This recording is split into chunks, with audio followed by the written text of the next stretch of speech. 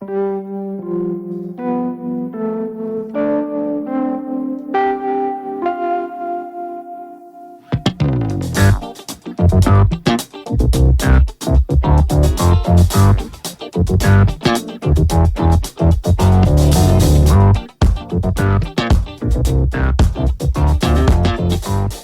folks, and welcome to a Daily Ratings Podcast. It's a show where each week we'll sit down with Vincent Daly to get his thoughts on the latest movies he's been watching, both older films and new releases. And don't worry, there's no spoilers. Vince will give a brief review of the movie, share some thoughts, and of course, then rate the film. The Daily Ratings are always fair, honest, and most importantly, they're consistent.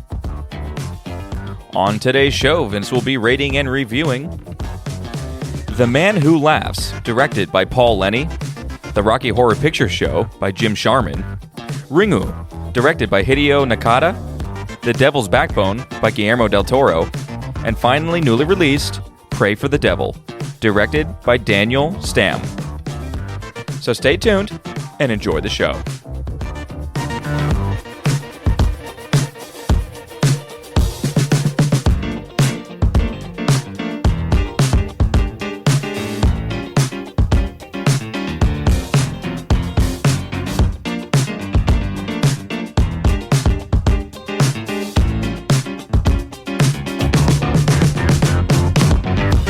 Mr. Vincent Daly, how we doing, buddy? Hey, how's it going, Tom? It's going okay for me. We're wrapping up October here in Happy Halloween in this episode. Yeah, recording on Monday the 31st. On the day. Yeah. I hope it was a good week for you. Did you enjoy your films? I think so. Yeah, almost across the board, a lot of variety in these films. I would say maybe the disappointment was almost not a single one of these films I could say, hey, this was full on horror. All of them were like kind of just horror dressings, or maybe not even horror at all. So,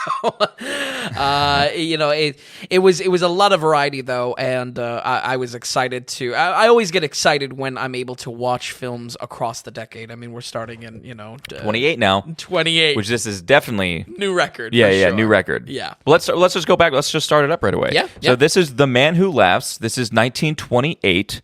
You're definitely have to set this up for us a little bit. Sure. What did we get? And again, why was this on your list? Mm-hmm. And how was it? Yeah, so we covered Vampire, folks. If you haven't listened to the episode, that was in 1932. And this being 4 years older, this is coming off significantly more dated. I mean, we're getting into film really solidifying as an art form this early on. This landed on my list many years ago as the original creators of Batman, Bob Kane and Bill Finger, drew inspiration for the Joker from this movie all the way back in 1939. And it's also kind of surreal to think, Batman goes back that far. The conception of it, at least. Yeah. So having that as the inspiration, I mean, by no means is this a superhero film in any kind of way, but having that as the inspiration for the Joker, that's what landed this on my radar. So I think that's awesome. Yeah, you don't really watch a 1928 film without going out of your way to watch it. So it kind of stayed on that list forever. That is very true. Yeah. I think there's some that old that might be a little bit more worth watching or more recognizable. This was not to me, but I'm surprised to see that it's an hour and 50 minutes, which is quite impressive. Yeah, it's definitely, and that's what I mean. It's surprisingly more dated. It's also longer than Vampire. Vampire I felt kind of hit a nice sweet spot. Vampire I think was an hour and 15. Yeah, this is an hour and 50. Exactly, huge difference, and a big ask for a silent film as well. This is now full on silent. Okay, that's immediately what I was going to ask you. Yeah. It's a silent film. Okay, so we're dealing with pure orchestra then? You can almost hear him in the pit almost? Yeah. Pretty much, yeah. It's not. I use the kind of the ragtime piano analogies. It is a nice score. It is also exactly what you think out of an old silent film. Just very, very theatrical, very dramatic. Okay. In its score. Is it foreboding at all? Since we're dealing with something I think so. Horror-ish. This is a perfect example where I was walking in thinking it was also, marketed, if you will, or kind of written about as a horror. Not really a horror. It's just kind of a spooky romance, basically. Okay. And I'll get into some of the comparison game because definitely a film this old, I feel maybe you need a little bit of a touch point to see if you like this. Maybe you can, this is evidence that you can dive into this film. Yeah. The Man Who Laughs, like I said, fully silent film, ongoing music track to the background of it, and title cards delivering a lot of, or rather all of the script here. And like I said, with our vampire review, folks, this may not be your bag. It's really not mine either. The podcast has given me an excuse to finally tackle silent films in my, film watching vocabulary even. Right. And yeah, I'm right there with you, kind of figuring out if I really like these films or what they're worth in modern day. I think this film does have a lot going for it, though, and it may not be that full-on horror. It kind of just has horror dressings to it, but it is a creepy watch for the season. Like a spookiness kind of, yeah. Not to keep on calling back to that vampire review, but in just the same way that, like, the old people looking old and being born in the 1800s was creepy enough. Kind of similar vibes here, Absolutely. Yeah. The film, I would say, is, again, more romance than anything. We follow a boy is set in 17th century England, disfigured to always be smiling. As a punishment from a cruel king. His name is Gwynplaine, and he grows up to be a traveling carny called the Laughing Man. If you're listening to this and you're kind of wondering, well, why would this disfigurement be even shown as horror? Look up a picture. I mean, it is a creepy, creepy sight. It is not just a teeth put into this that he's always smiling. There's a lot done in, actually, I'm totally blanking on the actor's name. Conrad Veidt. Yeah, there we go. Veidt, yeah. It's funny because because I'm looking at it right now, and you can totally see where the Joker came from. But even what you said, that premise of always smiling and laughing as well. Yeah, I mean, right there. Yeah. It really is. It's hindsight's 20/20 with this one, kind of looking back with the Joker in mind. And cool. This callback, The Man Who Laughs, is used in current comic books, but yeah, we'll kind of, that's its own. We'll do a Joker special. And and the poster for it. Now I don't know if it was the original poster, but has his face greened. Oh, really? In green, yeah. Oh, wow. If I was able to turn my screen around, I would show you. Producers, we need some swivels now. But yeah, no, it's all in green, and he's just smiling. Yeah, and he with his eyebrows raised, and he looks like the Joker. Oh yeah, which is kind of awesome. And there's such a grimness to it because it's disturbing in the context that this was a punishment. Right. From I believe in this fiction, it's King James II, and it's interesting. The film is more empathetic than anything. I'll kind of get into a little bit of what was driving this type of tone in 1928, as surreal as that is to go back that far and kind of try to put the pieces together of what could be a trend in film so early on in film. I would say right off the back, though, I think where, you look at, like we talked about with a lot of old films, the scores, the actual reviews for these films are so, through the roof, over the moon praise, 100% across the board. And I'm not trying to just destroy old films, but I feel like that is not going to guide any sort of watch list, knowing that this is, Well, was it the classic effect of... Did you get the feeling that people were doing it because they felt like they had to? I think they had to. I think it's definitely a combination of just old reviews and never tested again in modern day. Okay. And I feel the same as here. And I think what I have as an issue with this film is that we never really get to see the multiple acts that make the Laughing Man so famous. Gwynplaine really rises to a stardom in the story, and we do see one act cut short within the film, but it does not at all match the huge fame that he builds up out through the story, and especially with how much weight is put on visual storytelling in a silent film, no less. Yeah. But visual storytelling with the type of style of, and we'll get into this, German expressionism that the director, Paul Lenny, is pulling from. it really would have been great, just as a fundamental enjoyment of the film, to see why is he getting famous? Why are people so interested in the Laughing Man beyond, obviously, his looks or anything like that? I would have liked to see the performance in this, pre-Carney, medieval world. And I guess where I'm coming from is just, again, this is a solid movie. Mm-hmm. I just think it would reach the greatness if there was something electric about it. Yeah. If, the film definitely proves that the Laughing Man is someone that is going to gain notoriety and fame. I just would have liked to see it in the visual language of the film. I think that makes sense. Yeah, it would be like if you would say in an Ocean's movie, that someone is a master at pulling off a heist, and we don't get to see the heist. Gotcha. That makes sense. Absolutely. Yeah. So there's just something fundamental, like show it, don't tell us. Yep. Yep. The plot here resembles a lot of Hunchback of Notre Dame in a lot of ways, primarily in the romance around Gwynplaine feeling he is unworthy of love because of his smile. For that reason, this film is very a traditional tragedy for that reason. Nearly every scene paints a very sympathetic light over this deformed, smiling clown that is now just reaching fame because he's one of a kind, basically. Mm-hmm. This style of film belongs to the movement of German expressionism, and I'm not going to go in a deep dive in this, but the dominant feature here of this movement in film and in art and in many things, in writing as well, is amplifying the emotional experience over realism. Director Paulini is a pivotal figure during this time and defining the style of what expressionism is for both German and American audiences.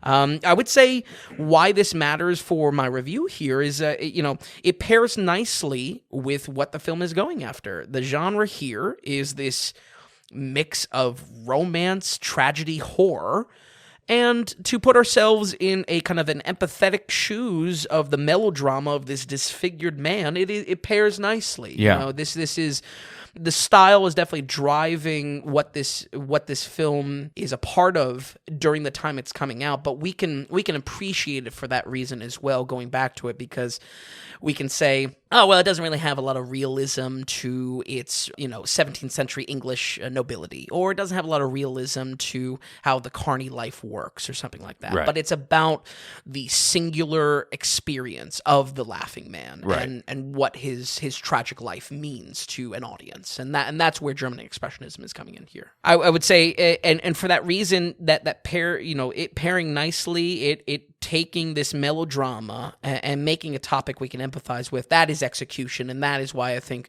watching this in modern day is worth a watch. I'm definitely coming out positive with this then. If you enjoyed 2017's Shape of Water, this could be a good watch, where it is this kind of grim creature, but a romance is bloomed around it. That'd be an interesting double feature. Yeah, absolutely. And certainly we're covering Del Toro this week, but I have no doubt Del Toro, being a fan of classic works, that maybe this was a slight inspiration to those things. Which is well. cool. Yeah. I'm still curious of just it just seems like it sounds naturally kind of one note, which is fine especially for how old it is. That's a lot of, not speech going on. Sure. A lot of music and reading. Yeah. So how does it pace? It's a little slow. It does develop into a drama around the origin of the nobility that scarred the Laughing Man, Gwynplaine, in the first place. We actually have the introduction of a fellow court jester that kind of evolves into being a worm-tongue type of character, a manipulator in the political space. Okay, cool. From there, a plot develops. I mean, it may sound silly to be concerned with spoilers of a 1928 film, but that's mainly where I'm leaning away from it. It does get into some spoilery area of how the origin of the Laughing Man ties in back into itself. Okay. And loops in back. Gotcha. Into Okay, itself, right. Back in the nobility. And I would say, like I noted already, if you're looking for maybe some touch points of what type of story this feels like, A Hunchback of Notre Dame, I think it hits exactly on the same note, that we have this empathetic romance. How could you not be drawn to that comparison? Yeah. Exactly. So credit to, The Laughing Man for being a unique story. I don't think this was as unique as I thought it was going to be. And again, I was walking in with a totally different expectation. I thought this was, I didn't know what it was going to be, but it certainly wasn't horror. And and that was kind of my reason for watching it. Sure, this month. yeah. So, I mean, you have this on at a Halloween party in the background. It's silent Ooh, already. good idea, yeah. Just the sheer sight of Gwynplaine is in itself why this is getting any kind of horror designation or genre to it. So, with that said, we are going to go ahead and give The Man Who Laughs a 68. Hey, 68, pretty good score. I mean, that's a good movie. Absolutely. Just one other note that I guess we didn't really touch on was how was it, cinematography, lighting, shadow work, how was all this? Not the heights of Vampire, and I think, again, like I noted in the very beginning, it's only 4 years earlier, and it feels a lot more dated to it. So I You're think, there for story then, you're not there for... Yes. You weren't getting sucked in by visuals. Exactly. Yeah. You're there for the tragedy and the sadness and the romance of it, which makes sense for an earlier film. I would say for me to comment a lot more, I think I just have to watch a lot more silent film, honestly. So Cool. yeah. I love that you had been enjoying it, though. You know, I have been, and you know, I always got special ideas kicking around my head, but sometimes it's just about giving something a dice roll in the week. You know?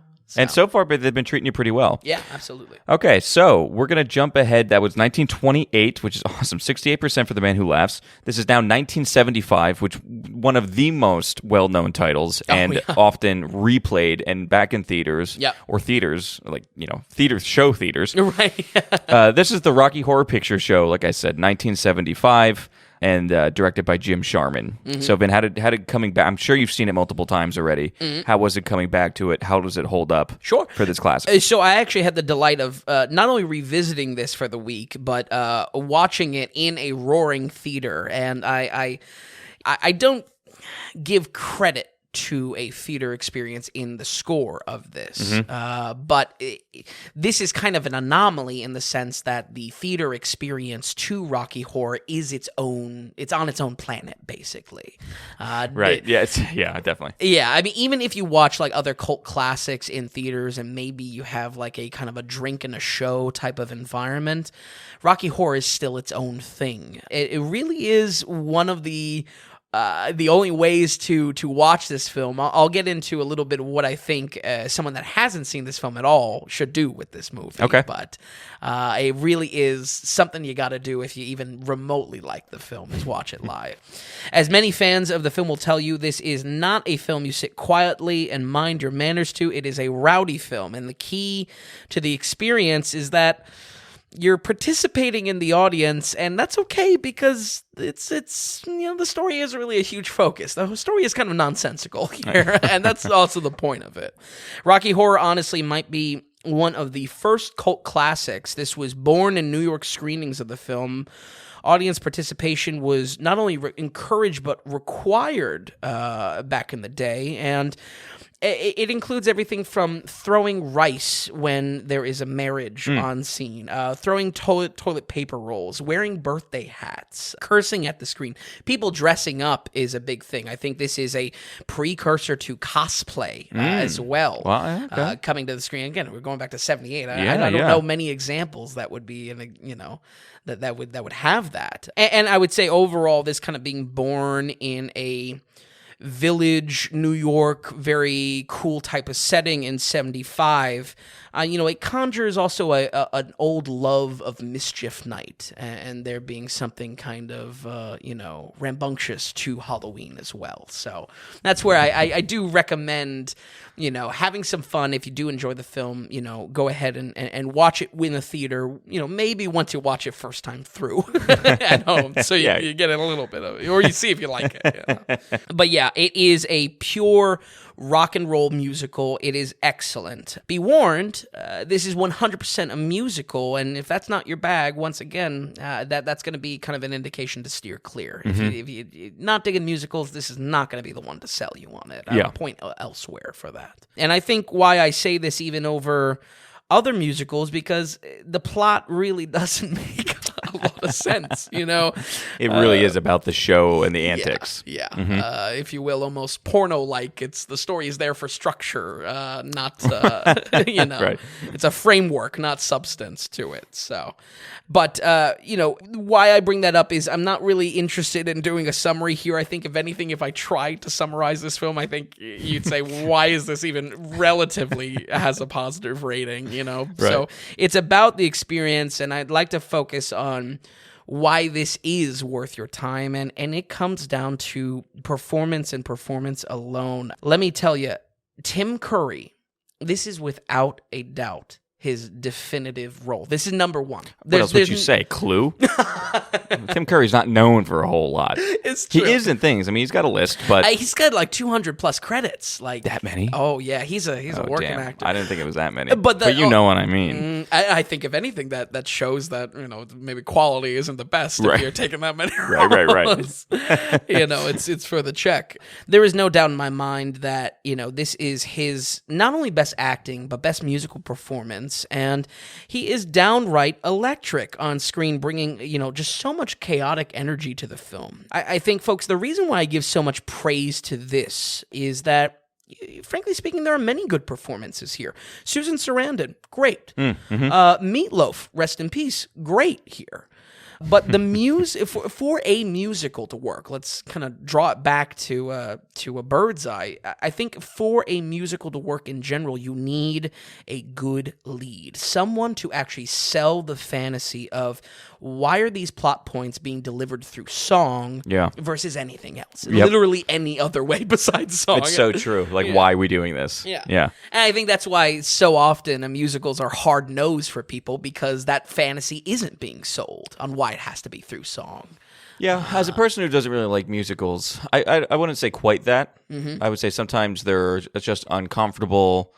They're totally unrealistic. They're uncomfortable. This is all this film. This is a hard nose for Tom. Tom in two shoes, no go. And you mix it with horror. Yeah. It's just like, a film couldn't be worse for me. But anyway, so this gets to the point, though. This tells you why it exists. I think so, or at least is sold by Curry's performance. You know what I mean? Sure. And like I said, there are many good performances here, but I think Curry is the reason why the performances are able to thrive behind him. It's not only the hook for us to get involved in this, again, that fantasy of the musical being sold. He is, this is number one, folks. There's no doubt in my mind that this is the top. And I think as an actor, whether you really know Tim Curry for anything, that's something notable for a recommendation, that I think this is the definitive work for him. Yeah, that would add something. Yeah. And he's amazing in this. I would yes, I would be there for a good performance. I wouldn't be there for Tim Curry's best performance. You know what I mean? What's going to draw me to the film? Right. If this main guy is solid, that's fun. Yeah. Tim Curry. Yeah, because that's a good point, because if you don't know Tim Curry, I mean, you're not seeking out Tim Curry or any sort of way. Like, what would you see him in Clue, or I know him. I know him actually from an old video game series called Red Alert. Oh, he plays like an evil Russian. And that makes sense. I think that was my first interaction with him. So anyway, over 240 credits to his name. So. Yeah, exactly. Yikes. So I have a lot of confidence in calling this an amazing performance. I have a lot of confidence in calling this the best performance of his work.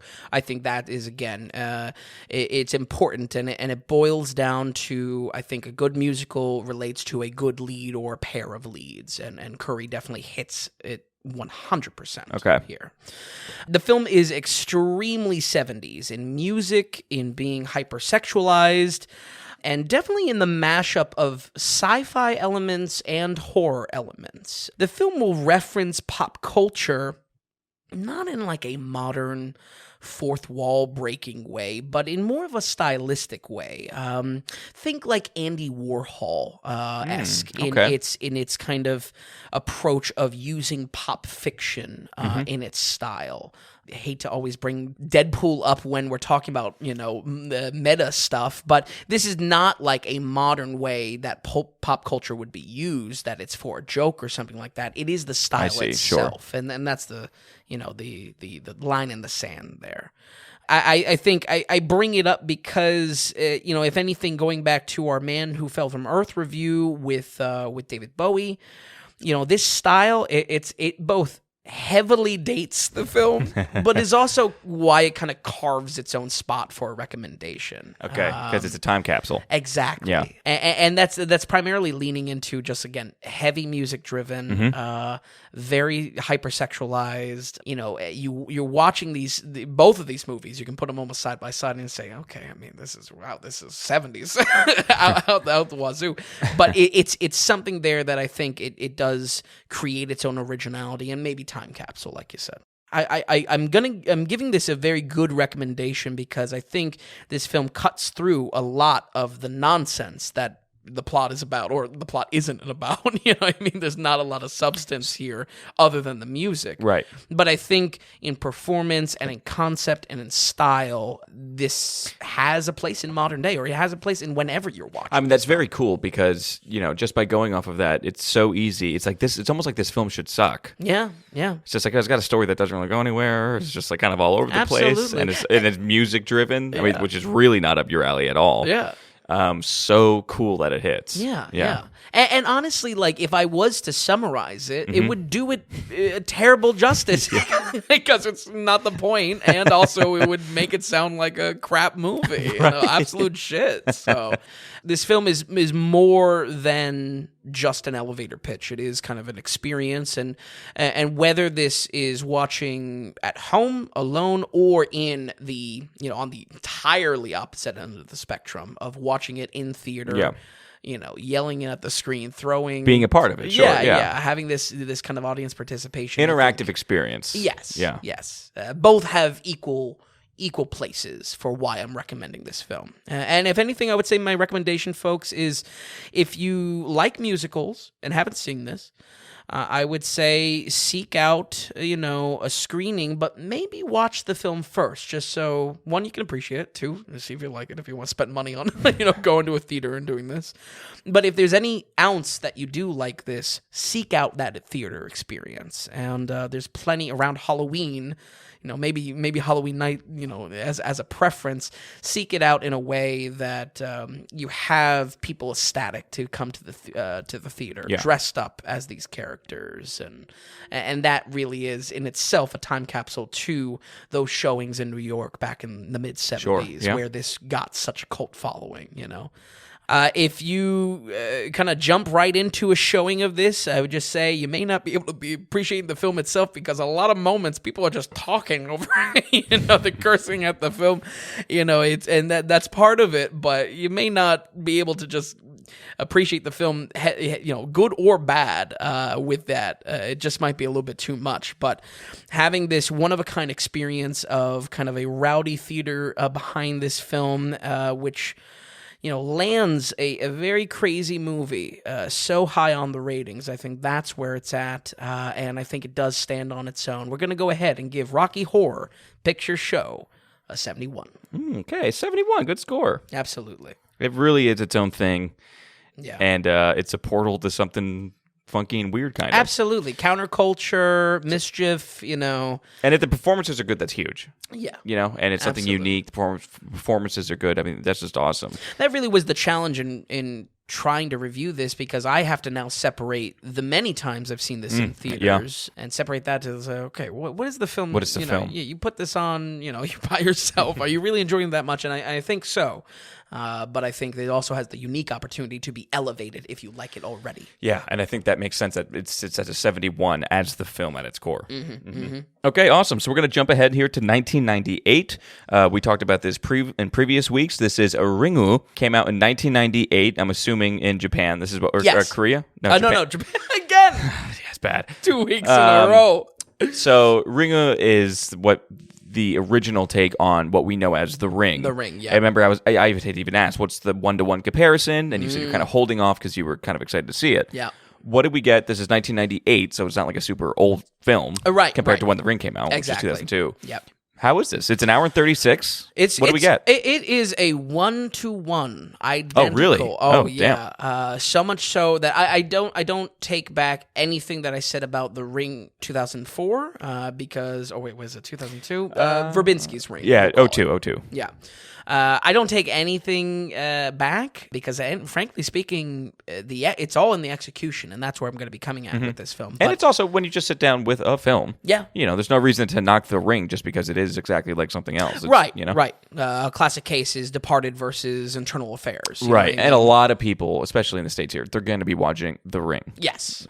And not to give away the goat, I think that is where I lean as well. A rare case where I think the American remake is actually better. Yeah. Refreshing, honestly. Yeah. Right. But this is what started it all, folks. I mean, one of the quickest and most remade films of all time. This spawned 8 Japanese sequels, American and Korean remakes. So you're not entirely wrong about the Korean side of that. Manga, TV series. I mean, Ringu truly belongs among horror icons, both for its electric premise, but also the tendency for horror icons to just be milked dry and put into the dirt. What did we talk about the other week? Halloween? No. Like the movie series Halloween. Oh, we talked about Halloween, but we talked about the one that we did. They redid it on Hulu with the box. Hellraiser. Yeah, Hellraisers. Yes, you said they did an nauseum as well. Yeah. It's just, I don't know what is the case with these horror films. You know what I mean? If anything... Well, you have one thing hit, and they just, like you said, they just milk it. Yeah. But going back to the original here, if everything is there, what's hitting, what's not hitting? Right. It is, and I mean this, like, identical in plot. I won't draw examples to, how much that's the case as the film progresses, but a perfect example is that the the opening sequence is identical to the film, and I seriously mean, even down to my critique of The Ring with like some of that lopsided pacing with how the days progress, it has the same problem. So it is 1-to-1. So maybe that's a slight to Verbinski's Ring. Maybe that's just the premise was that electric. I think what this interpretation is missing is just all in execution. Summary-wise, it's the same. We have a single mother, investigative journalist. She's looking into a series of deaths around the videotape. This VHS supernatural curse gives the viewer 7 days to live. That really is the same 1-to-1 comparison. And I can safely say that the films are interchangeable if you're looking for that story. The flavor is very different and the execution is different, especially around horror. Like, actually, just fundamentally.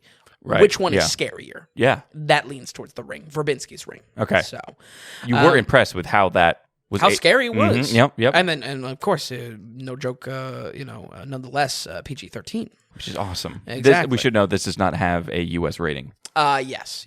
I think it would be PG-13 because once again, you're dealing with water, not blood, not gore. Yeah. Bingo. I think that really is such a key point to how it's getting it under the rug, basically. A big piece I think that's missing is that fabulous Hans Zimmer score. That is a point in the favor of Verbinski's film. The soundtrack here isn't bad. If anything, one aspect that I loved was the kind of the gloomy audio cues that come when the day's passing. It feels very spooky Japanese, and obviously it is spooky Japanese. It's the core of it. More often, it sounds much cheaper and less effective in building some atmosphere. There's also some cheap sound effects that come out of nowhere that will kind of make you laugh. Definitely film enthusiasts, they're going to say, oh, no, I recognize that one. And that can detract from it. It's like open source stuff. Yeah, exactly. Yeah. Exactly. And obviously back then, I think visually as well, the American remake is much scarier. I think where the rubber meets the road on this is that the incorporation of that original VHS frames, the frames of the VHS within the film, and then the shots of the film are just pulled off so much better with a Hollywood budget behind it. Okay, that makes sense. I feel like they can also, I don't know too much about the production of Ringu, But I feel like hindsight 2020, they can look back at this and they can say, during 2002 or 2001 when they're making this, and they can say, okay, these are the parts where we can kind of almost engineer and reorganize our film to make sure that we hit these thematic beats, or we have some frame from the VHS in the type of scenes that we're crafting. Yeah. Which is, I think, very basic little things to improve upon. Yes. Yeah, basically. And maybe it ties to budget. Maybe it ties to just, We had to start somewhere. Yeah. Because you're only working from a novel here. Right. You know what I mean? So the fact this is the first time we see visually, it almost makes sense that the Ring could be better because it knows what works and what doesn't. Exactly. Yeah. Exactly. And I think that's really where I come from in recommending the American film more, is that very simply, it is a more refined product. Yeah. I think maybe a purist could look at the American remake and say, it's a little bit more, a little bit more gaudy, a little bit more, just for the scares of it. Where Ringu maybe is a little bit more emotional, a little bit more spiritual. Okay. As well. More Japanese. Yeah, exactly. Yeah. But when it comes to that, I think, again, if you're not sitting down and watching Ringu not for a horror film, you're sitting down very specifically for horror, nothing else.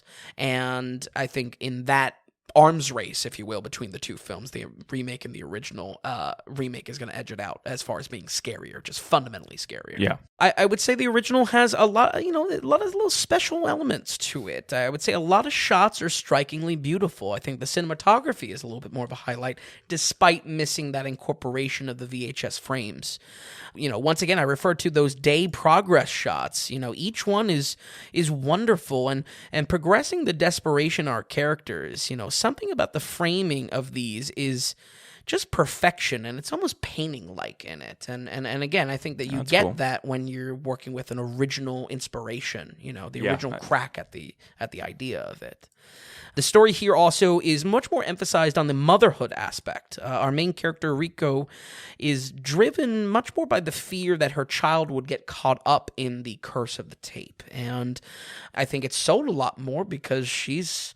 not that I wasn't crazy about Naomi Watts' performance in The Ring, but as far as Riko's here, really drives it home. Much more emphasis on, again, this motherhood aspect. And like I mentioned already, the tone is much more of a spiritual mystery than horror. The supernatural elements are presented to be more familiar with our characters. It's like... I don't know. It's like they've come across a couple, hauntings in the past. They're like, one of these. All right, let's get to work. Yeah, especially the ex-husband character. He has like a weird like premonition thing that clearly Verbinski saw and said, okay, we got one of those. We got Sixth Sense. We'll add it to the kit. So yeah. You can see, it's fascinating because you can kind of see the rearranging pieces as well. But I think both films having the same conclusion, it's slightly better implemented in the original because of this more spiritualism aspect. I can't really get into much more than that. Sure. But yeah, I think if folks at home, you decide to watch both, reflect on that note specifically, because I think it is better suited for where, both conclusions end up almost verbatim, exactly the same. And I think this spiritual element hits a little bit better in Ringu. It is tough to say, but I think my preference is for the American remake. It just comes down to that fundamentals of being scarier in execution. And I'm sorry if this disappoints any purists out there, but that is my honest feelings on it. I like siding with purists. I like siding with international usually best or original. Yeah, best. yeah.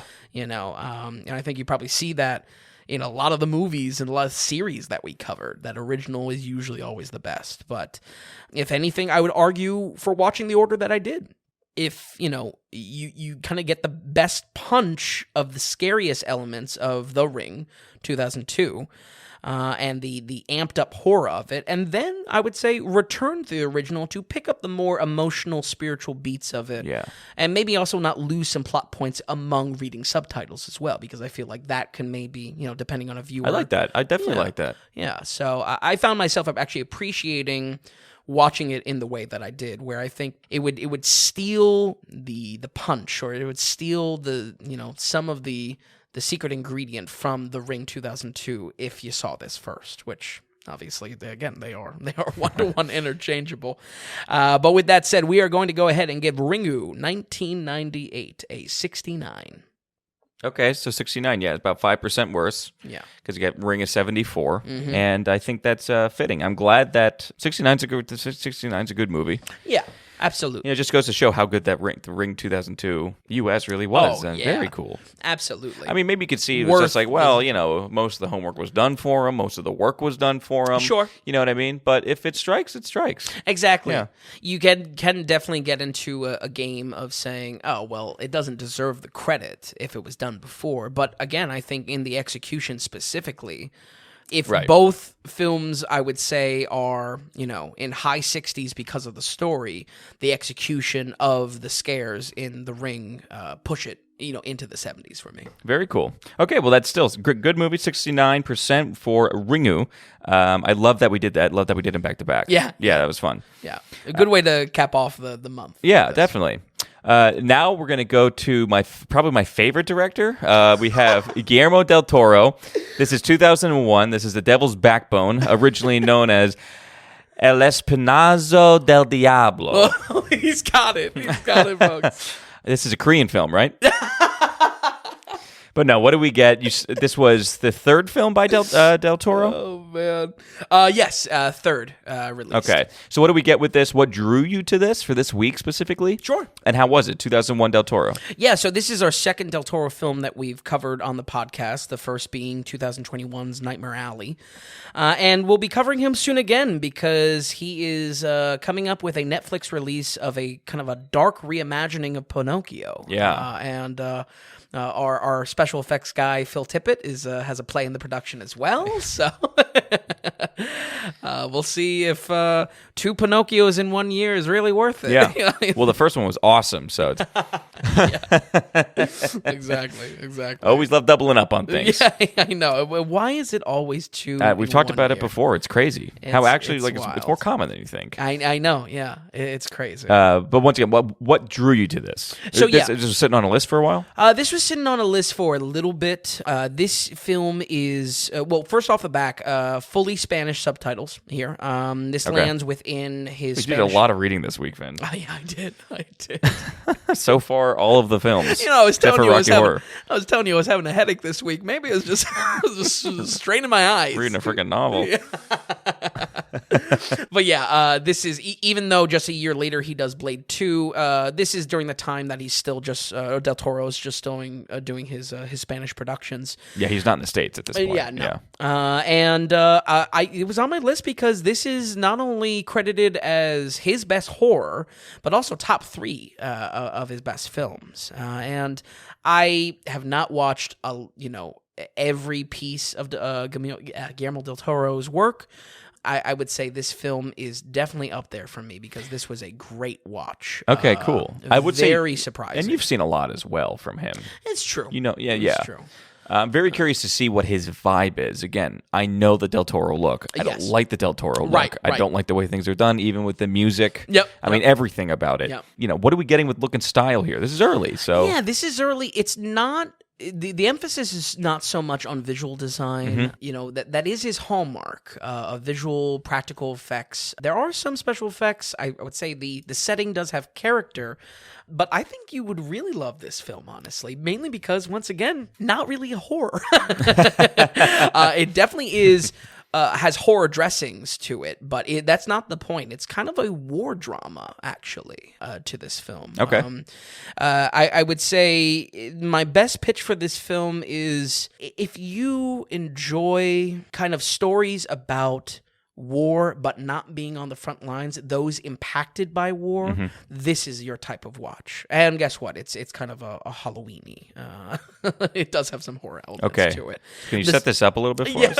Right. The story focuses on a Spanish orphanage for boys. We follow a young boy named Carlos who is abandoned there and immediately is confronted with a supernatural presence called the One Who Sighs. The orphanage is filled to the brim with young boys whose fathers have all died in war. This is set amongst the Spanish Civil War. The background conflict here creates a very interesting, grim atmosphere. And as I'm watching this film, I'm saying, okay, this is nice. This is well, I shouldn't say nice. This is interesting. I'm intrigued by how our characters are impacted by war. But as the film progresses, that really is the primary tone and style to the plot. It is about the impacts of the Spanish Civil War. And it just happens to have these horror dressings to it. So that's where I say, once again, almost every film this week, it's not horror first. It's not exactly what you were looking for, yeah. Yeah, exactly. Well, maybe that's good. We've been hitting horror so hard It's that true. we had a pretty good last week. Well, except for Black Adam, but Right. I don't know. Were you happy at the end of this? Oh, yeah, because Okay. this was an excellent Well, film. you said it was probably, you would agree that maybe it might be one of his best. Yeah. So it was nice, at least. A bummer that it wasn't straight horror or anything like that, but right. quite a nice surprise at the end. Yeah, I was going in with the wrong expectations. And maybe also as well, the talk amongst film enthusiasts, amongst online, is kind of a different direction. Oh, okay. I mean, how was Del Toro able to capture kind of that, like, what would it be in, like, late 30s, like Yeah. early 40s? it's like 1925. Okay. I think. Was So- he able to, did it feel like it? You felt like you were back in time? Yeah, Okay. absolutely, and that's credit to the set itself. The set of the orphanage is used extensively, but has a very authentic look to it. Cool, okay. Yeah. Also, just from the on the verge of poverty that is conjured from, again, this kind of wartime mentality or this wartime stress on these orphans. I would say the war aspect of it goes beyond the window dressing of the setting and becomes an active theme to the story of how much these boys, these children are just. Unfortunately, their innocence is just, their youth is destroyed. It is violated by war. They are shaped because of the war, and their development is shaped because of that. And that really is the point of the entire film. Of characters often talk in ways that they feel that the war is endless, and that they've been born with it, and that they're only fascinated by it. In the courtyard of this orphanage, there is a dud bomb that just is sitting there, and it kind of has like a forebodingness to it for the entire run of the film. So when it comes to this being why I'm going to be praising this film so much is because it's tied so tightly together about being a coming of age story, having this setting actually have an active role in the storytelling around the boys, having a active role in how they see the horrors around them as the norm. Yeah, I thought it was an expertly crafted film. Very, very tight script for how much it is all tied together, and how much Del Toro is dialed into his own concept and his own writing here. So. Very cool. Yeah, and he's writing with two other people as well. Yeah. It seems like a nice package. If it's an hour and 46, kind of seems like a big story or heavy story. It sounds like there wasn't a lot of fat to trim off. Oh, of this. no. If anything, big praise here is that fill out the bingo sheets. There was no fat to trim. Cool. It was You were smiling all the way through. Yeah, and right where I thought, this is gonna lag a little bit. There's a lot done with obviously the side characters that run the orphanage. Sure. So Okay. it's not all just the boys. Right when I thought it was gonna drag, boom! It switched up the game. It was great. Cool. Okay. Really solid. All right. Okay. So, and probably most impressive here is that I did not hate the many child actors here. I would say the child actors, they act like children. There is a rambunctiousness to them. There is a bullying aspect to it, and obviously they're being directed, and they have a script to fill. But it passed my, if you will, my kind of like my bullshit check of, are these kids acting like kids, or are these kids trying to be actors? How many times it's either when it's good, that means it's really good, or it's absolute trash when it comes to kid actors. Absolutely. I can't help but think that the language barrier is helping.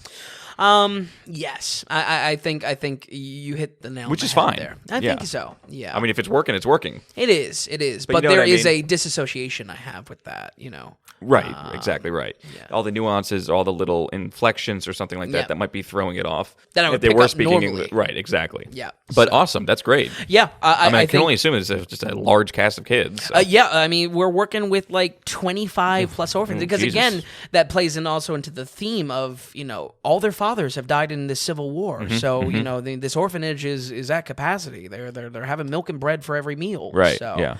I can't stress enough that the camaraderie among these child actors, it grows into something very special by the end, but right away there is no gut reaction to saying, oh boy, all right, they're really filling the lines. Right. You can feel the acting coach just outside of the frame or something like Right. that, Like I said, horror-wise, this is where the film falls short, surprisingly. I wouldn't really call it scary, and that's part of where I want to kind of counter this being saying this is his best horror. I don't know if I would. It's a good movie. It's not. It's not that horror. It's not that scary. Yeah, it's not that scary. If Okay. anything, the horror is done to create a kind of a thematic turn of the knife. It is something to drive it up a level by the end. Okay. And a lot of consideration went into telling this meaningful story about war and childhood. I would say the scary elements are just kind of window dressings.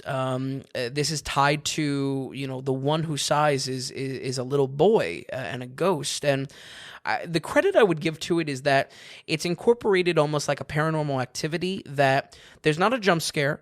There's almost not even a recognition that the ghost is on screen. But if you notice it as the viewer in the distance, it's for your appreciation. Okay. But It's again, like a little, it's just more so almost like drama, history, maybe thriller or something like that with little like a la carte horror. right. Side order of horror. Yeah. And it was good, but again, both in my expectations of it, but also maybe to the film of how it's being marketed as a horror. I would say that was And it is, yeah. that was the side of it. Yeah.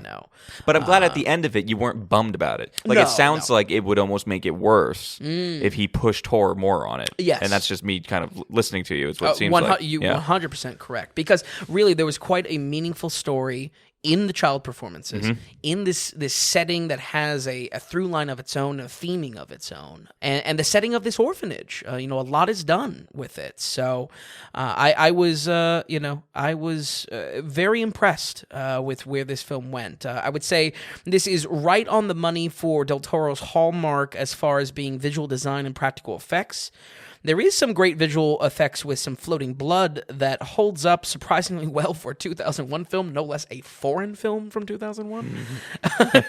So I would say, it gets some credit there because I thought it was going to be a failure as far as that effects. Yeah. So I'm happy to say this definitely does fit right in line with Del Toro's, filmography, unlike a Jackson, which repeatedly disappointed me this month. One after another. So I thought this movie was excellent, though. The airtight script it has, it leaves nothing without a purpose. It leaves nothing without tie back. Everything was very satisfying with how it was tied back to, and even though it may not be the scariest, it is without a doubt an excellent watch. We're going to go ahead and give The Devil's Backbone a 79. Ooh, 79. That's great to see. Absolutely. I'm thinking I would like this. I really do as well. I yeah. think this is again. Well, maybe the subtitles is. No, I'm good with. I've always been good Yeah. with subtitles. Yeah. I've been pretty good with that. But even just maybe for folks at home, that could. Yeah. But honestly, it was. It's funny how used to subtitles you get, Oh yeah. where it's just like, oh, you're just watching the film now. And I think it does a lot for Spanish subtitles versus something like a Japanese, Oh, yeah.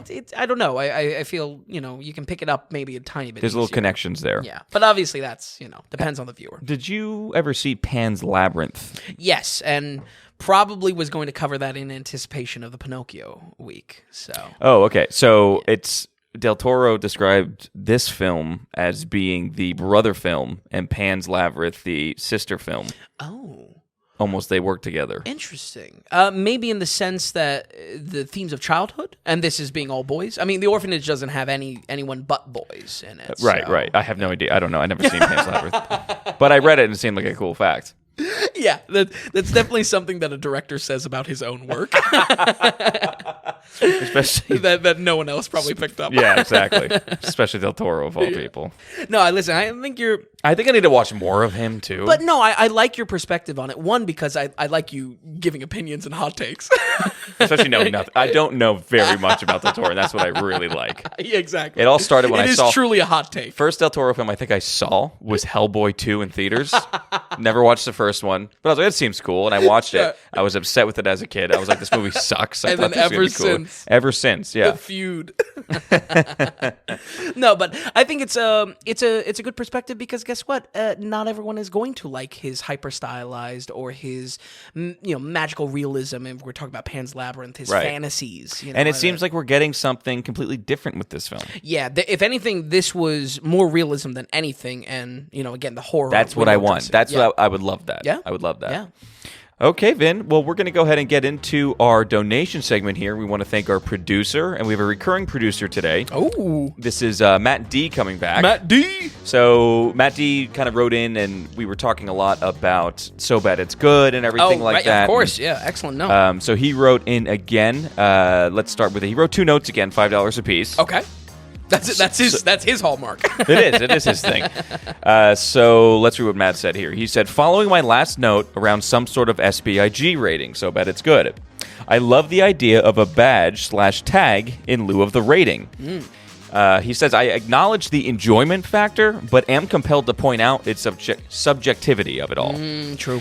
I think there's an opportunity to expand on the badge idea. Maybe a target market/intended audience/bullseye badge for movies that were trying to accomplish something other than being technically good or were made for people who don't watch movies like Vin does. Sure. Take kids' movies. Vin had mentioned being less critical of those for that reason. Jump scare horror. Like something like I hate these, but if you're looking for a thrill, that deserves some sort of acknowledgement. Action, adventure, summer blockbuster, like The Expendables, while technically a bad movie, actually did exactly what it set out to do and hit the mark with its intended audience. Etc. Movies can get multiple badges. Sharknado, maybe for So Bad It's Good, and a bullseye since it tried to be bad. Oh, yeah, very true. We could have a reverse bullseye for movies that tried to be something and just completely whiffed. Maybe like The Happening. We could have badges for in-universe movies that are integral to the universe versus movies that could be skipped without losing context or enjoyment, and on and on and on. Listen, I like that, the latter of that, especially when it comes to what I always comment on, which is what is the required homework? What is the summer reading for all these, all these superhero films? So, I think maybe a lot of badges. Maybe we get kind of lost in the sauce a little bit. I do like the simplicity of sticking to the score, but, I don't know. What are your thoughts here, Tom? So, I have 3 main points to make about this. So, Matt, we appreciate you still engaging with us and everything like that about absolutely. this. I would say, I would start out with, I want to go back to the top of your note, Matt, where you said, I acknowledge the enjoyment factor, but I'm compelled to point out its subjectivity. It's a movie, it's a movie review, Vince a critic, it's nothing but subjective. Yeah. And if there's any movie reviewer or critic out there saying that they are objective, they are lying through their teeth because we're naturally dealing with opinions. This is all subjective.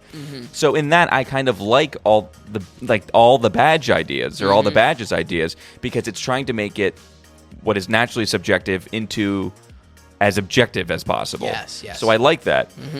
But then I take issue. Like the second thing is at the end. Then when you say and on, and it does. It goes on and on and on. The question is, where do we stop? Yes. And how do we stop? Yep. If now we're doing multiple badges for a film, and technically we could have at least a badge for every single film. Sure. My problem there is it's rendering the podcast useless. Because in all of this, let's take something with the in-universe movies. Naturally, we never talk about what should go in your reviews. Right. You know what I mean? You I naturally have your notes. This is how you want to talk about it. Yep. And I feel like we cover so many of these. Sure. You know what I mean? And so I think, we pair this so much, the website and the podcast together, where if we have all these badges, it's rendering the podcast useless. One.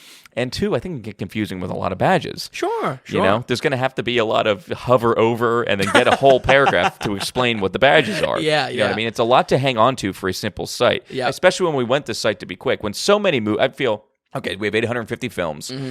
I feel like the vast majority of them, you can see the film, see the rating, and be like, oh, okay, I get that. Sure. Even if you disagree or not, you get it. Now, some of this stuff with The Room and Expendables, like we were talking about, that's where you might want a little context. And, the badges, that's when it's like, hey, for those 50 films out of the 850 or something like that, or if there's 20 or 30 of them, listen to the podcast. Yeah. I think all the badges, the problem is there. It can go on and on and on. Yeah. I'd like the idea of trying to make it objective as possible for anybody coming to the podcast or coming to the website. But I just think it's too much. Yeah. I think it's too much. And I will note some stuff where it's like, you had mentioned like kids' movies. Vin has mentioned being less critical of those for that reason. I think on the podcast you're less critical. I don't think you bump scores up. No, the fact, you know what I mean? Not grading on a curve or anything like right. that. There's no bell curve. Yeah, and we never do a bell curve. So I think that, and to your point where like there's multiple stuff where it could be so bad it's good, and a bullseye since it tried to be bad, something like Sharknado. The problem is it's almost like someone asks you, hey, I don't want to watch Sharknado. Right. I really don't. Whether it be Sharknado or the Meg, which you did watch. The Meg, yeah, or Birdemic. Yeah. Right. And just think about, someone comes up to you and says, oh, what'd you think of Sharknado? And it's just like, oh, I didn't like it. It was a bad film. Yeah. If the idea is just like, oh, no, but it was supposed to be bad. Well, does that matter? Sure. Again, because what was the experience? The point is how was the film? Yeah. And I think there's films that are supposed to be bad that actually can be quite good. You know what I mean?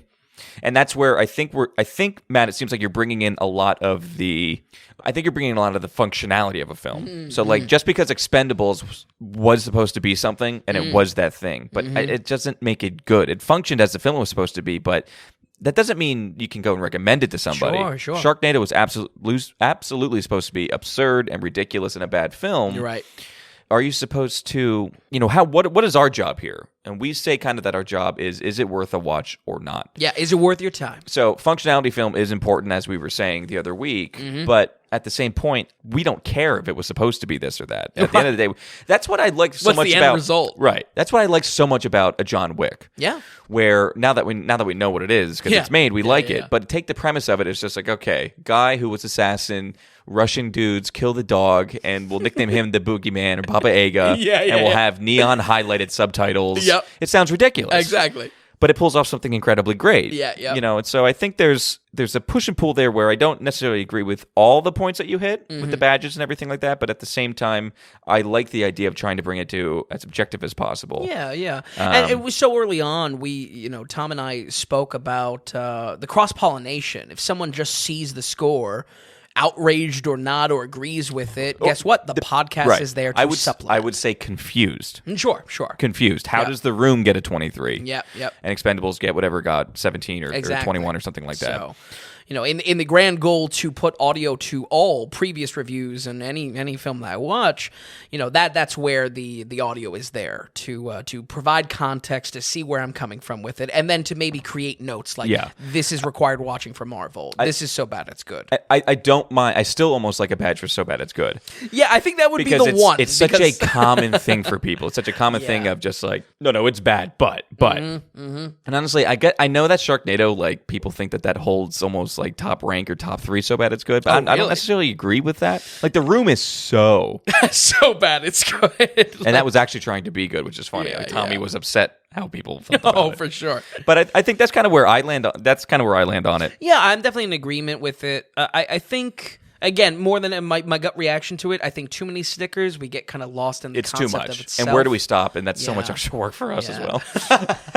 And then explaining the stickers, you know what I mean? But in the perpetual running of the podcast until my eyes burn out of my skull because of watching all these movies, I think we can go in plenty of directions and certainly appreciate the patronage as well, Matt D. Yeah, big time. I mean, $5 each again this week. So $10 total. Exactly. I don't know if I said that. Was there a second note? Yeah, we'll get to it there. So he goes, I just wanted to clarify that I purposely split my donation the other week to indicate two separate thoughts. I think you offended him before because you said he might have mixed it up.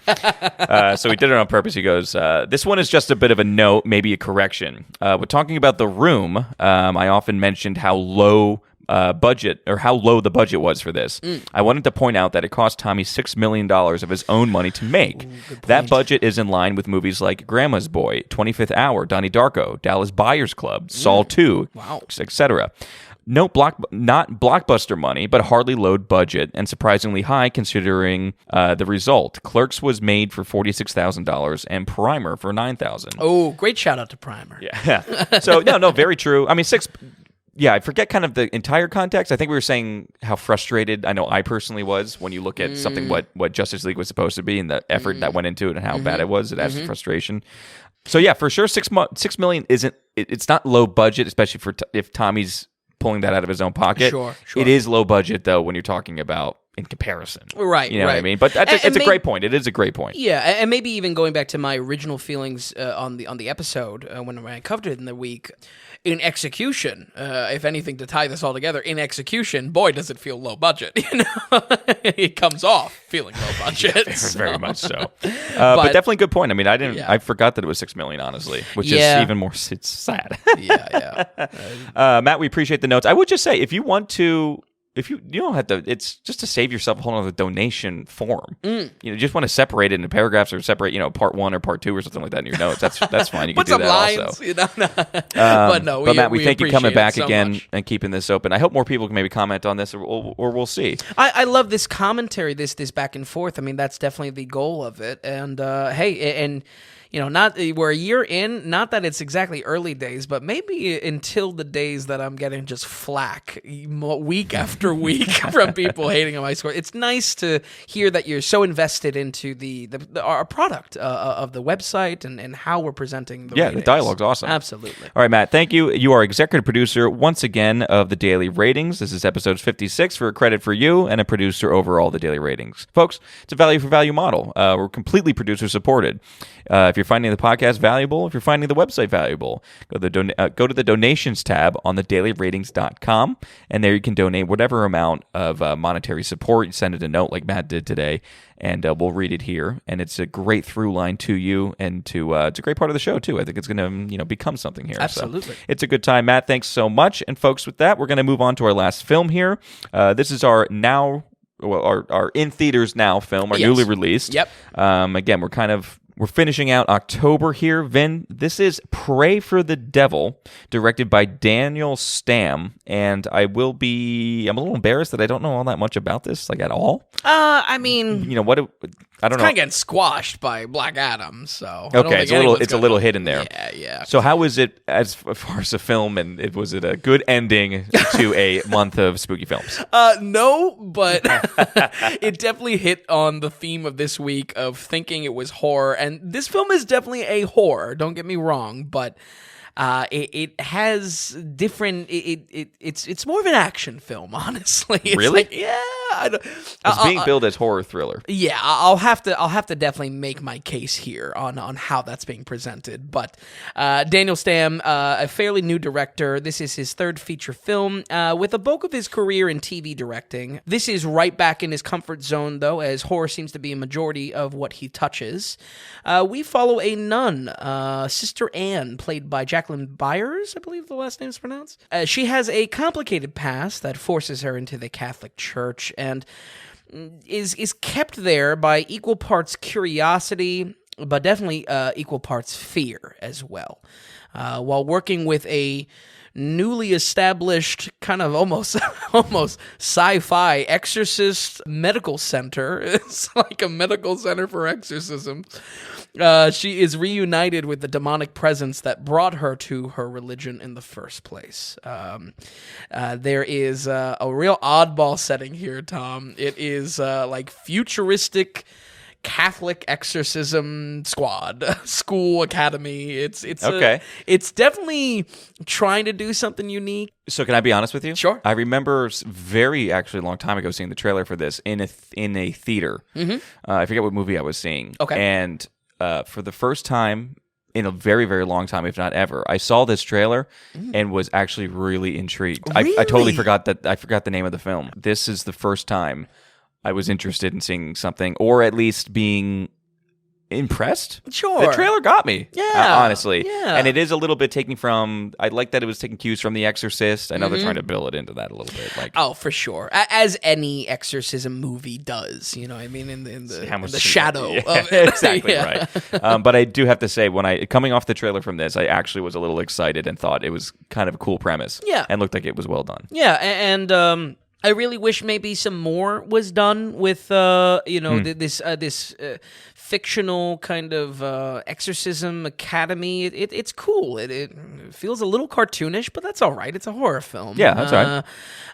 Honestly, when it comes down to it, the set design is where I think this shined a little bit. I was worried the mashup would come off too cartoonish, but the fictional side of this it really is balanced.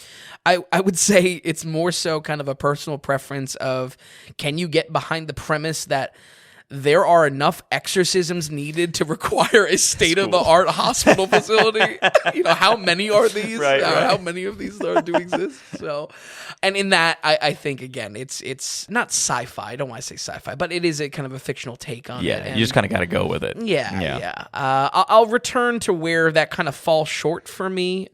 I think there's a huge opportunity the film squanders in just trying to be The Exorcist, or in just trying to be every type of movie around exorcisms, where we actually have a premise that the audience is being introduced to, that this is a new world. Maybe we don't know the answers. Maybe we show exorcisms in a new way. Maybe exorcisms aren't what we know them as. Okay. And I feel like that opportunity was just completely missed on this. Oh, really? Yeah. It just comes off very predictable, this film. I mean, it's cookie cutter stuff. And listen, this is a perfect example, Tom. If you wanted to go see the movie, I don't want to be a party pooper. Go see it. You know what I mean? It could be for you. This could be your horror film. I doubt it. Yeah. Not after that. Yeah. I think you watching this, you would look at this like, how much money is going into this Exorcism Academy, and you would ask the same, how many exorcisms are actually happening to get church dollars, Vatican dollars for this. But yeah, the story has a lot of elements of action sprinkled through it. Action movie sprinkled through it. I enjoyed the demon in this, desiring our main character specifically, and she's really made out to be our hero. It also ties into how the exorcisms are handled in the films. It would be hard to call them action scenes, and even after watching this film, folks, you may say, well, what has Vin talking about? How are these action scenes? They're clearly horror. But plot-wise, these are obstacles for our characters to overcome. In no way does any single challenge in this film fit into what horror is about, which is depowering our characters. Every scene is about empowering our character.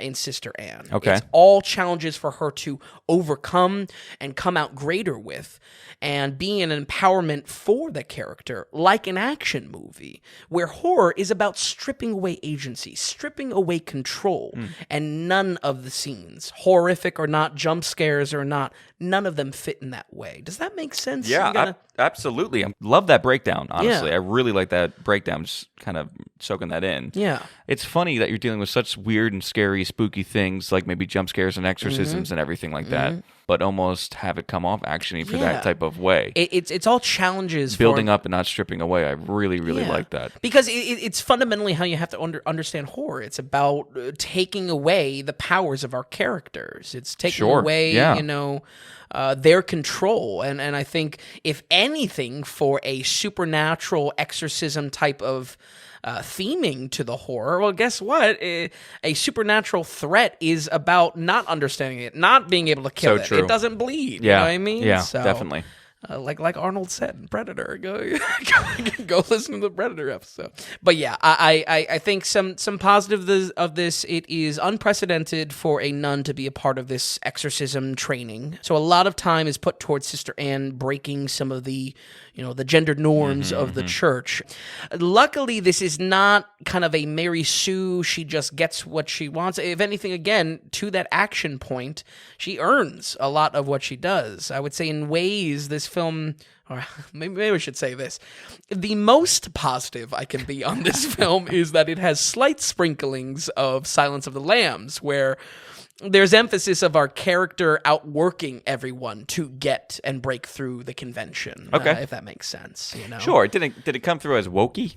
No, definitely You know not. what I mean? Maybe wokey to like a hardcore Catholic potentially. You know? Yeah, but you could just see it's just like women breaking down barriers, the glass ceilings being shattered, this nuns being let in the exorcism room. Right. Right. You know what I mean? I definitely, I believe me, I had a tinge of that. I think looking on the film, she earns it. She does earn it. You know, the character itself. Okay, all right. I think the difference between a Mary Sue and a character that is going to earn it is just exactly that. Are the challenges there something that is a credit to the character and the effort we're seeing on screen? You know, are there scenes dedicated to her? You know, in this case, studying. Well, the writing can be insulting too. Sure. You know what I mean? Like if it's written well and acted well, obviously, but if it's written well and at the same time that character is making the motions to deserve what she gets, that's fine. I just don't think that is really done much anymore. Sure. I think it's very in your face. You know what I mean? I think there's definitely some backlash to this film because this is not getting great reviews. You know, this is. Oh, well, I'm gonna wait to give you the. Did you see the Rotten Tomatoes? No. I saw maybe opening night, but okay, I'm excited to tell you what it is, and this is why we exist. Yeah, exactly. Maybe a good example is Prey, where very much was under the line of sight, you know, under the crosshair of those online or just in general that are saying, is this woke? Is this, she's just earning it, female character for female character. Right. In just the same way that I defended it there, I think if the scenes, bottom line, if they are dedicated to development of the character, do we see effort? Do we see effort being put towards it? Do we see actual real estate in the runtime being put towards seeing our character develop? I think it's earned. That's my passive. It's like G.I. Jane doing the workouts. Exactly. Yeah. Exactly. Wow, what a callback. I forgot about G.I. Jane.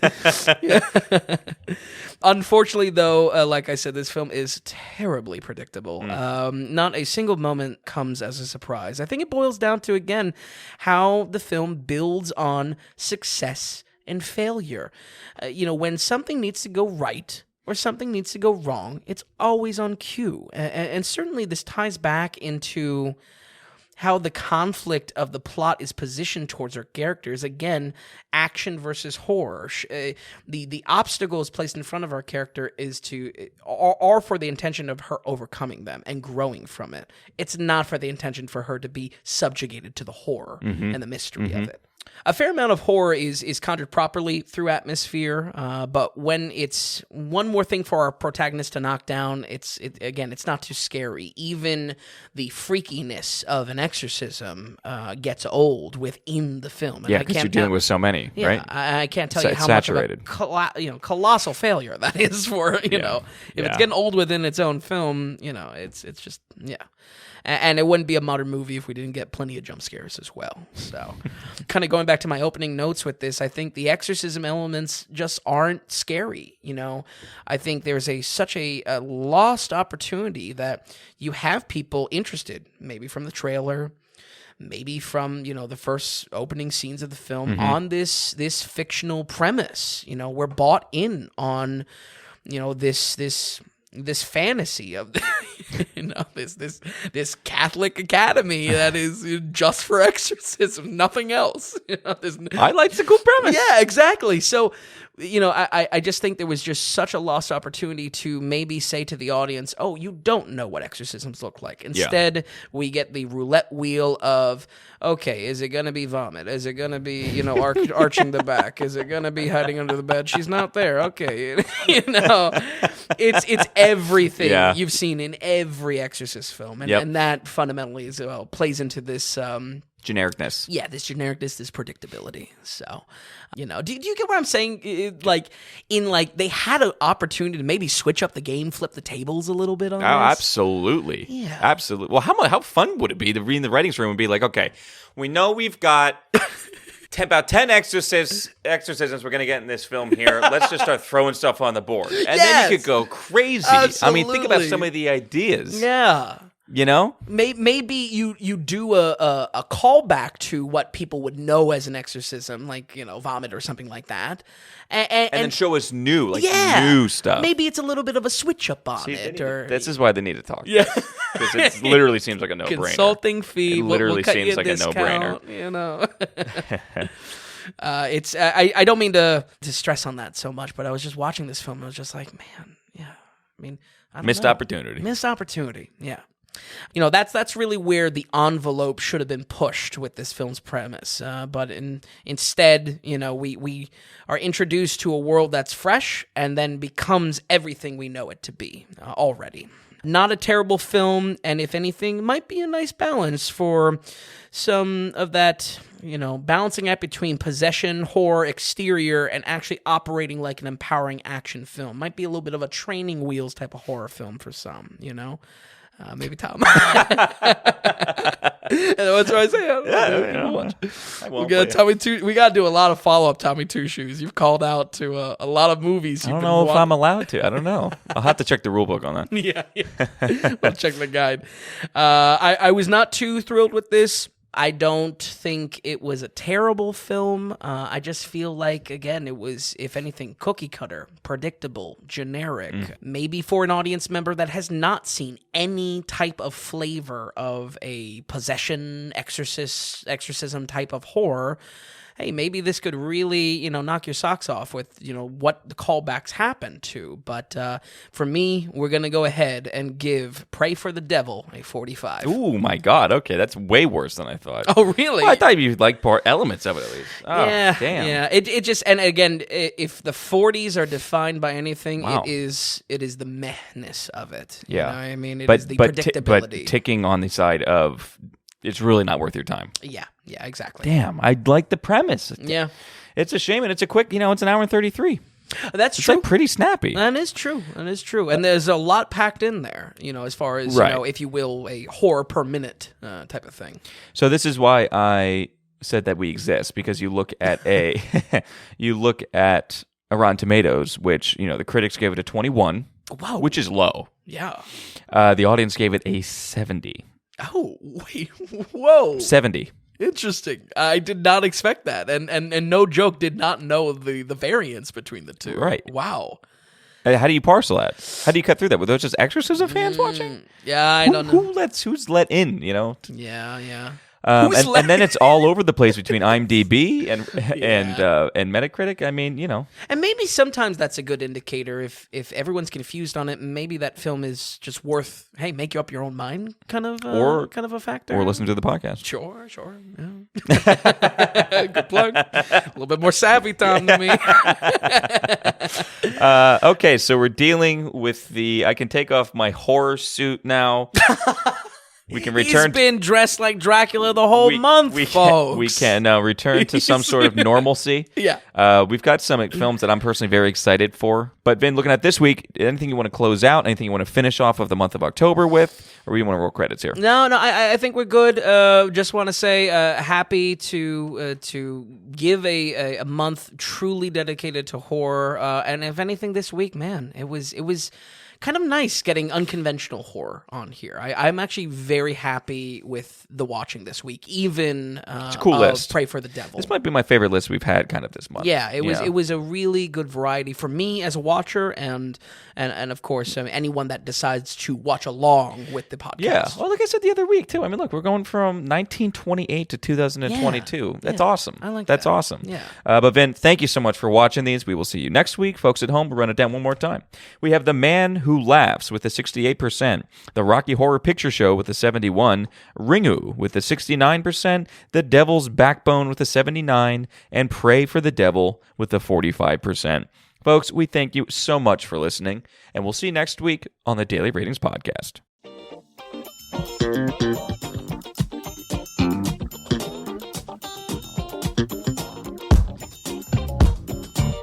If you enjoyed the podcast, if you would, could you give us a good rating?